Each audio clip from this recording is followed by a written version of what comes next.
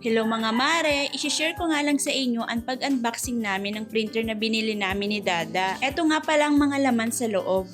Ito nga palang printer na napili naming brand ay ang pangalan ay Brother. Meron na po pala siyang kasamang free na ink na 4 bottles. Meron na siyang pink, blue, yellow, and black. At meron na din siyang mga wire na pang-connect sa computer or laptop. Napagplanuhan na rin namin ni Dada na gagawin na rin namin siyang pang-negosyo. Kung sino yung gustong magpa-photocopy or magpa-print. Grabe, napakasaya ko talaga at nakapag-invest ako ng ganito sa pag-a-affiliate ko sa TikTok. Wala talagang imposible kapag samahan mo ng sipag, tiyaga at dasal. Ipinatong na nga ni Dada dito sa lamesa at wala pa kaming ibang paglalagyan. Uumpisahan na nga niya maglagay ng mga ink at para matesting na rin namin. At super excited na rin kaming matesting. Tinignan na nga rin ni Dada ang manual. Medyo naninibago pa kasi kami at hindi pa kami sanay gumamit.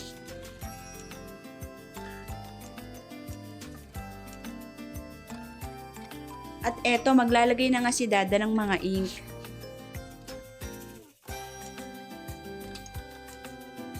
Ganito lang pala ang paglalagay ng ink. Ito talagang pinili namin na brand kasi meron na siyang short and long photocopy.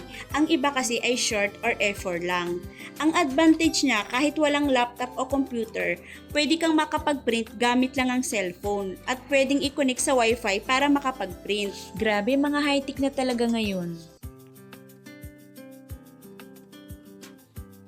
At pagkatapos nga ni Dada ilagay ang mga ink, ay pinag-aaralan na namin kung paano ito i-ooperate. At maya-maya pat nag-try na nga kami mag-xerox. Nakakatuwa nga't meron nagpa-xerox na sa amin agad. Alam nyo ba mga mare, napakaganda din palang pang negosyo ito. At sobrang makakabawi din kayo. At sobrang magagamit pa ng mga anak natin. At makakatipid pa kayo. Tuwang-tuwa talaga ang mga anak ko dahil hindi na daw sila mahihirapan mag-print. Dahil kahit cellphone lang ang gamit ay makakapag-print na sila. Magda-download ka nga lang ng mga dapat i-download tulad ng photogrid at ang pangalan mismo ng brand ng printer. Nakakatuwa kahit papaano, meron na rin kaming dagdag income. Mukha ngang nagkataon at marami nagpapaserox ngayon. Thank you Lord talaga sa blessing.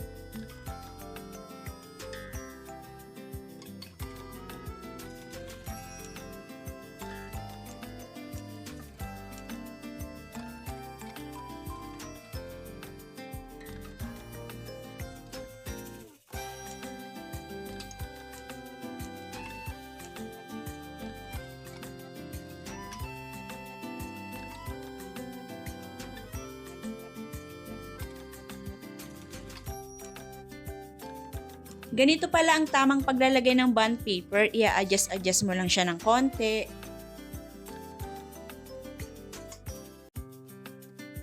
At kapag magpiprint naman, pwedeng black and white and colored.